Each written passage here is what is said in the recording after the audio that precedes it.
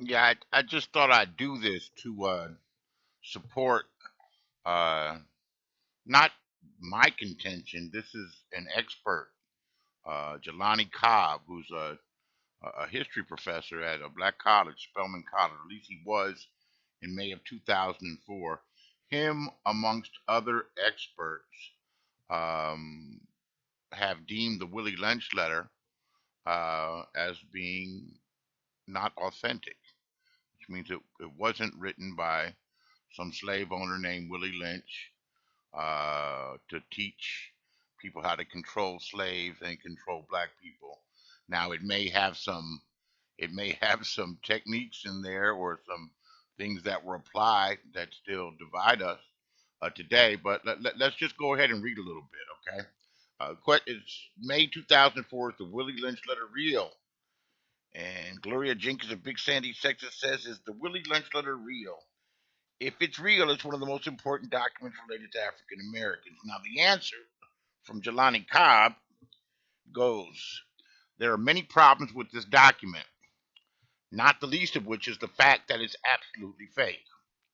I long ago stopped listening to sentences that begin with the problem with black people is, or end with, that's why black people can't get ahead now, which partially explains my initial indifference to the now famous Willie Lynch speech. In a few years since the speech, in, in, in a few years since the speech on how to train slaves first appeared, it's been cited by countless college students, a black member of the House of Representatives, along the way becoming the essential verbal footnote in barbershop analysis of what's wrong with black people. The rapper Talib Kweli admits in the layman's on the song "Know that blacks are dying." How to Make a Slave by Willie Williams still applying. And one professor at a Midwest university made the speech required reading for her class. Of late, the frequency of its citations seems to be increasing. At least three people have asked him about it in the past month. See if we can go down a little bit further. According to the speech's preface, Master Lynch was concerned enough with the fortunes of his slaveholding brethren in the American colonies to present a lecture on the bank of the James River, explaining how to keep unruly servants disunited. The old, he argued, should be pitted against the young, the dark against the light, the male against the female, and so on. Such disunifying tactics will control the slave for at least 300 years, he guaranteed, and that seems why black people can't get ahead now. As a historian, I'm generally skeptical of smoking guns. Historical work like forensic science isn't some flashy field. It depends on painstaking aggregation of facts that lead researchers to the most likely explanation, but rarely the only one. Slavery was an incredibly complex set of social, economic, and legal relations that literally boiled down to black and white.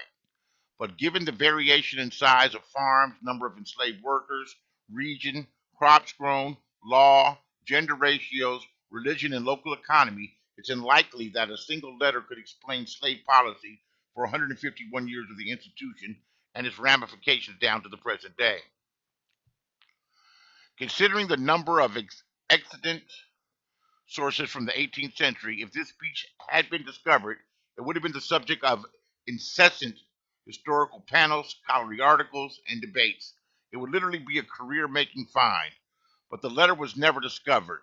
It rather simply appeared on the internet, bypassing the official historical circuits and making its way directly to the canon of American racial conspiratoria.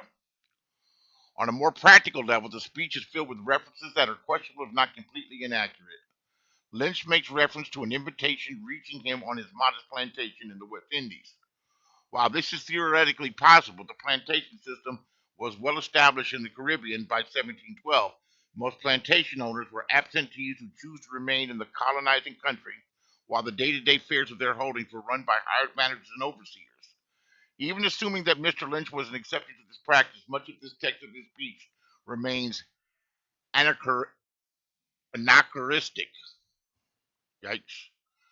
Lynch makes consistent reference to slaves, which is again possible, though it is far more likely that during this era would refer to persons in bondage simply as Negroes.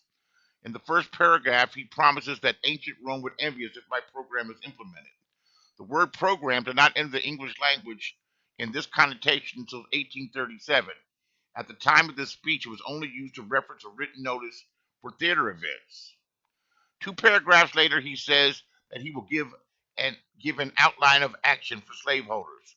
The word outline had appeared only 50 years earlier, and at that time was only used as an artistic term meaning a sketch. It didn't convey its present meaning until 1759. Even more damning is his use of the terms indoctrination and self-refueling in the next sentence. The first word didn't carry its current connotation until 1832. The second even entered the language until 1811, the century after the purported date of Lynch's speech. More obviously, Lynch uses the word black with an uppercase B to describe African Americans more than 2 centuries before the word came to be applied as comic ethnic identifier. I can go on and on and on, but those are some points, and this was written by a black professor of history, Jelani Cobb. I'm sorry, the Willie Lyncher is not real. You can research it. Anybody thinks that they can prove to me that it is real? I've done my reading and research a while ago, and I'm revisiting it. Uh, you can't. There are facts, and you can't beat up around facts. Is it real? I say it's not. I trust the experts. Have fun running around with this one.